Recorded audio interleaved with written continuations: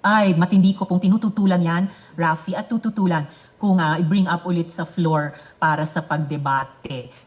Malino yung rules ng Senado, pinapayagan lamang po ang pagboto via online participation sa mga force majeure at national emergency situations. So ano namang force majeure ang nangyayari ngayon o national emergency pa para payagan ng sino man sa amin na lumahok via Zoom. Ang dami na pong halimbawa ng mga miyembro ng Senado na dati humingi din na makapaglahok sa mga debate at pagboto via Zoom o online at hindi po sila pinayagan.